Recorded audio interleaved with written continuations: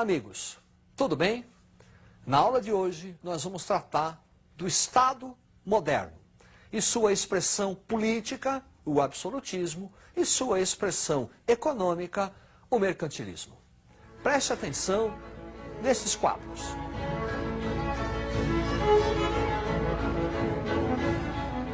Percebeu?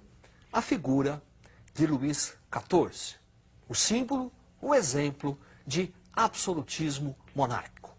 Esse absolutismo monárquico é uma evolução da Baixa Idade Média das chamadas monarquias nacionais, que é um processo histórico de centralização do poder político na mão do rei. Esse processo é resultado da aliança do rei com a burguesia. Preste atenção neste quadro. Estado moderno é resultado da aliança rei-burguesia, que vai garantir a centralização do poder político. A centralização do poder político vai conhecer seus teóricos. O primeiro teórico, Maquiavel, responsável pela chamada secularização do poder. Quer dizer, criticar a interferência da igreja nos assuntos políticos. É a chamada autonomia do poder político. Um segundo nome, Jacques Bossuet, francês, que inspirado nas Sagradas Escrituras, vai determinar o poder político do rei como sendo de origem divina. Significa dizer que o rei manda porque ele tem a bênção de Deus. Desrespeitar a autoridade real seria também cometer um sacrilégio com Deus. Thomas Hobbes é um inglês que vai partir do princípio de que os homens, em seu estado natural, viviam como selvagens. Para evitar a degradação da humanidade e a sua aniquilação total, os homens resolveram abrir mão do seu destino político e conceder esse destino a um terceiro, ao Estado. É a chamada ideia de contrato. Significa dizer que o rei, nesse caso, ele manda não por uma vontade divina, mas ele manda por uma vontade dos indivíduos, dos cidadãos. Preste atenção neste quadro. Teóricos do absolutismo, Nicolau Maquiavel e a secularização do poder, Jacques Bossuet com o poder de origem divina e Thomas Hobbes com a ideia de contrato. A ideia de origem divina desenvolve-se bastante na França, enquanto que a ideia de contrato desenvolve-se na Inglaterra. Vamos analisar aqui o caso francês. Duas dinastias, a dinastia dos Valois e a dinastia dos Bourbon. Os Valois tiveram um enorme problema para a centralização do poder político. Este problema é em virtude das guerras de religião muito comuns na França do século XVI, envolvendo católicos e protestantes. Após a morte de Francisco II, o seu irmão, que deveria ser rei, Carlos IX, menor de idade. Quem vai assumir a regência será sua mãe, Catarina de Médicis, que vai ser a responsável pela perseguição aos protestantes, o famoso episódio Noite de São Bartolomeu. Preste atenção neste quadro. Os Valois com problema interno, guerras religiosas e o episódio da Noite de São Bartolomeu. Esses conflitos religiosos, como já foi dito, dificultam a centralização do poder político. Somente com Henrique IV é que a ordem interna passa a ser estabelecida, os conflitos religiosos se amenizam e o poder político passa a ser centralizado. Henrique IV com o Edito de Nantes, que vai conceder liberdade de culto, não mais perseguição aos protestantes. Depois, Luís XIII. Com Luís XIII, admirável atuação do seu ministro, cardeal de Richelieu, que vai incentivar o comércio, vai incentivar a corrida colonial francesa e vai impor o catolicismo como principal religião francesa. Preste atenção no quadro. Os Bourbons, Henrique IV, com o Edito de Nantes, que vai conceder liberdade de culto aos protestantes, Luís XIII, destacada atuação de Richelieu, e Luís XIV, o Rei Sol. Esse cardeal de Richelieu consolida o poder monárquico internamente e externamente também é o responsável por tornar a França uma potência.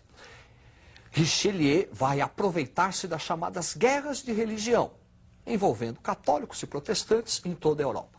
No plano interno, esse cardeal de Richelieu perseguia os protestantes, mas no plano externo apoiava os protestantes. Essa ambiguidade era para conseguir dividendos políticos, enfraquecendo a nobreza católica e fortalecendo a França.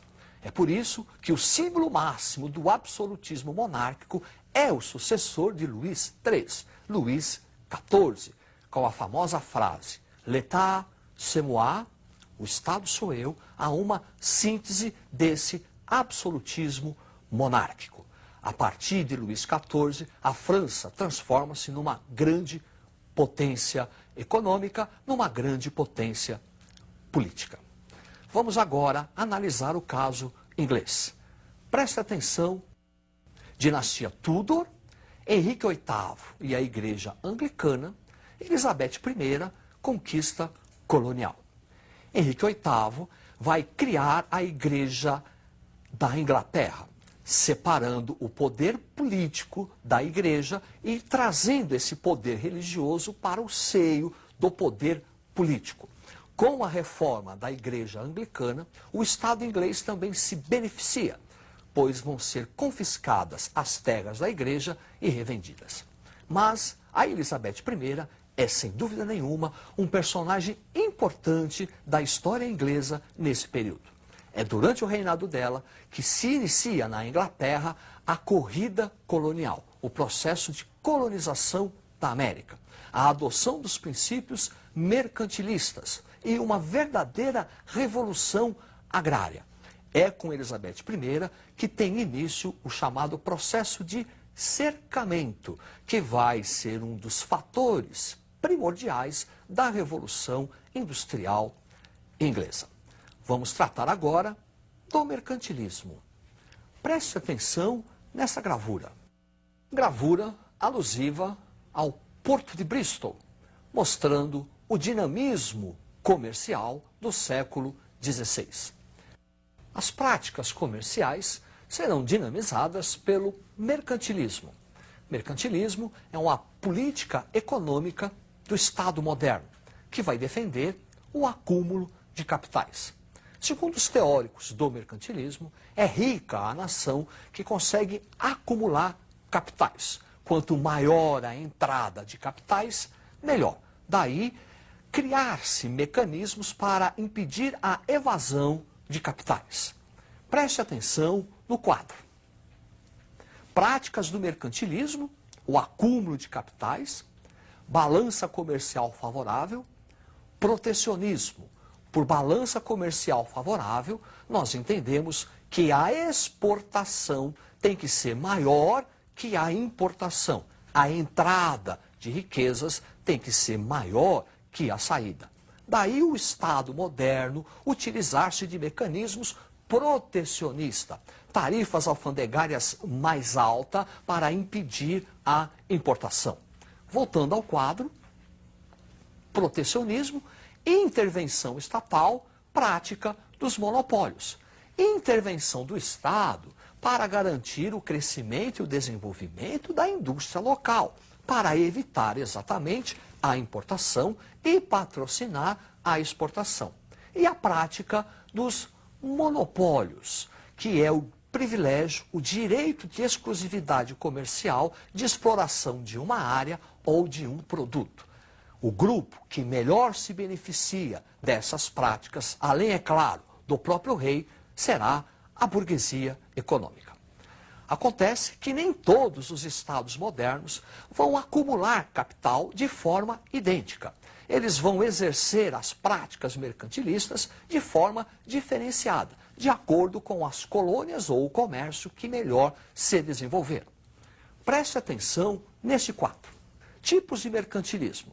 A Espanha, metalismo, Portugal, agrário, França, industrial. Metalismo é a prática mercantilista da Espanha. A Espanha, assim que iniciou a colonização da América, entrou em contato com o metal precioso do Império Azteca e do Império Inca. É a acumulação desse metal, ouro e prata, puro e simples, que faz com que a Espanha inicie o acúmulo de capital. Metalismo. Portugal não teve a mesma sorte. Portugal não encontrou, logo de cara, o ouro no Brasil.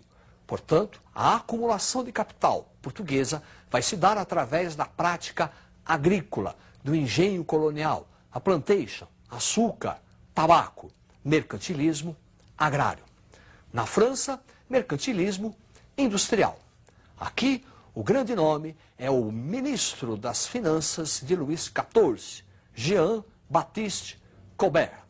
Colbert vai incentivar as práticas industriais na França, incentivando a criação das companhias de comércio e das manufaturas. Assim, a França vai importar matéria-prima e exportar produtos manufaturados, perfumes, tapetes, artigos de luxo em geral. O benefício de Jean-Baptiste Colbert para a França foi tão grande que passa a ser sinônimo de mercantilismo e colbertismo. Voltando ao quadro, Inglaterra, mercantilismo comercial e industrial, e a Holanda, misto. Comercial, primeiro. Então, a Inglaterra inicia o seu processo de acumulação de capital através das trocas comerciais com as suas colônias, as 13 colônias da América. Num segundo momento, ela vai entrar na fase de industrialização.